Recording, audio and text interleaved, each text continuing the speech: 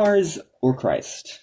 I was prepared to believe long ago there were some humans who believed in deities such as Janus or Jupiter, Minerva or Mars, but why they did so I was never able to make out. In Rome's whole pantheon, there was not one god or deity I could think of having ever been a real object of devotion. Today, however, I do believe that there were humans not unlike ourselves who did in fact, and could in fact, worship Mars. I can see that this ancient god of war is being worshipped around the world, not under his original name, but nonetheless actually and earnestly. Here, for example, is a lieutenant colonel in the United States Army who writes, "In this world, our force is the ultimate power." If this belief in force as ultimate power, as also this rhapsodical glorification of force, is not the worship of Mars, what is it? Objections may be made that quotes like these don't really accurately represent most people's beliefs. But I don't agree that most people would disagree with the quote, "In this world of ours, force is the ultimate power." Believers in force have much of the same passion as other believers in different gods, but they are now in greater numbers than they have ever been in before. Nor can it be denied that one of the main reasons they believe in such force is that a number of things they desire can't really be acquired or secured without some display of force. Such things as a nation's complete sovereignty, or inflating one's ego by boasting, "We are the greatest country in the world," which in turn means we have the greatest military power, as well as a chance to seize or control any vital resources that we may desire. Right? These are reasons people believe in force. Now, one result of this worship of Mars is a continuous threat of war. Why, wanting peace, do we have war?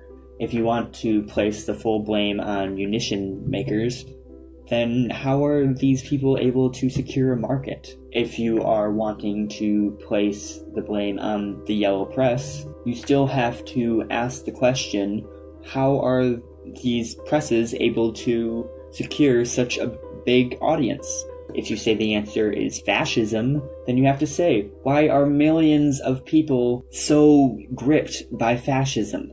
If you say it is political or social practices that encourage war, then why are we still doing those practices?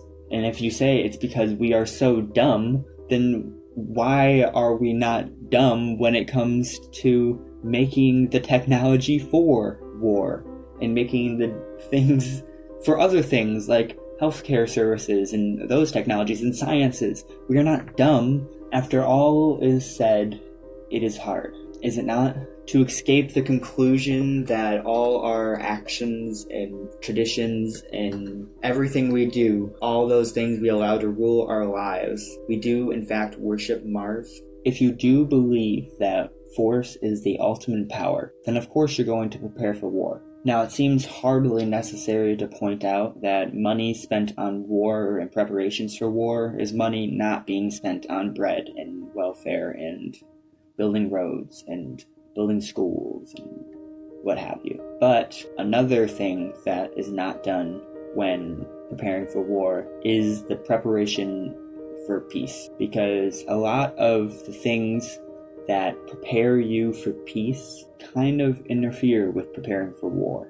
To prepare for war is to say you can't prepare for peace. Nor is the United States entirely free of oppositions to preparations of peace. The student pastor of the local church was heckled and pelted with fruits and tossed into the river. At another college, 2 girl students were clubbed into unconsciousness. At a third, the board of trustees decreed that any criticism whatsoever of the ROTC should be punishable by expulsion. At a fourth, a teacher of history, one of the most brilliant and beloved men of the faculty, was dismissed because of a too realistic analysis of the causes of war. Here then is another result of the worship of Mars. A state of mind, a kind of hysteria, which is opposed to preparations of peace. Undeniably, Mars is making monkeys of us. He is causing us to do all sorts of stupid, senseless, dangerous things. It does not seem too much to say Mars is making brutes of us, stripping us of our last shred of humanity and causing us to do contemptible and indecent things.